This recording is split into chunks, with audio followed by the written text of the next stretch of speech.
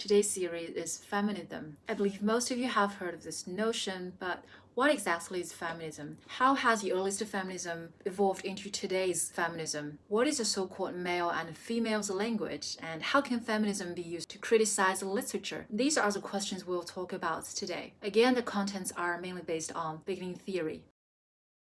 There are three waves of feminism. The first wave dates back to 1792 when Mary Wollstonecraft published her Vindication of the Rights of Women, in which she responds to the theorists of the 18th century who did not believe women should receive a rational education. The second wave started from the 1960s. The women's movement became more popular by this time when they began to read The Second Sex by Simone de Beauvoir, whose most famous quote is, "One is not born, but rather becomes a woman." The third wave started from the 1980s. Critical attention was shifted from androtextus to gynotextus, including the history, styles, genres of writing by this gender. In beginning theory, Peter Barry believes that feminist criticism since the 1970s has been remarkable for the wide range of positions that exist within it. Debates have centered on three areas: the role of theory, the nature of language, the value of psychoanalysis.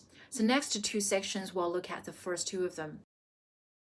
A major division within feminist criticism is about the amount of theory that should feature in it. Anglo-American feminism is more skeptical about recent critical theory, while French feminism is more theory-laden. The Anglo-Americans are more interested in traditional critical concepts like theme, motif, and characterization. For them, the major business is close reading and explication of individual literary texts. But the French feminists adopt and adapt much post-structuralist and psychoanalytical criticism as a basis of their work. For them, the literary text is never primarily a presentation of reality or a reproduction of personal voice expressing the minutiae of personal experience. Instead, they deal with concerns other than literature. They write about language, representation, psychology before they come to the literary text itself. In the next part, we'll talk about how French feminists deal with language. One long-standing debate within French feminism is whether or not there exists a form of language which is inherently feminine. Virginia Woolf believes that language uses gender so that when a woman turns to novel writing, she finds that there is no common sentence ready for her use. In 1981, feminist scholar Dale Spender published Man-Made Language. She also argues that language is not a neutral medium, but an instrument through which patriarchy finds expression. She examines how men have historically constructed the language, how the word man is used to refer to both men and the species, and how God is always seen as male. Then comes the question: if normative language can be seen in some way male-oriented, is there a language free from this bias or even in some way oriented towards the female? French theorist Elaine Sixtus proposed the existence of an écriture féminine, which is associated with the feminine and facilitating the free play of meanings within the framework of loosened grammatical structures.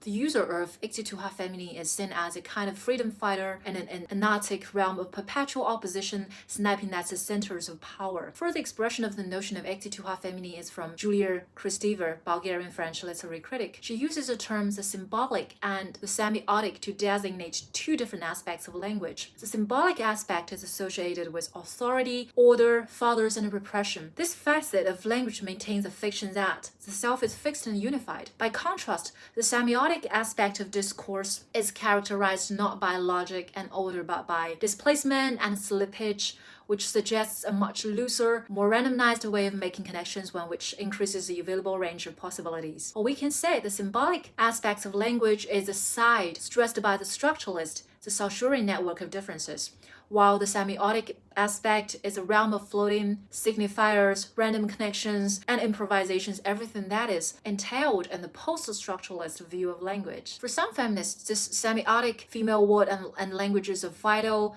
theater of possibility, the value of which is to entertain the imagining of alternatives to the world we now have and which women in particular now have. However, for other feminists, it fatally hands over the world of the rational to the man and reserves for women a traditionally emotive, intuitive, and privatized arena. In this way, the language question remains one of the most contentious areas of feminist criticism.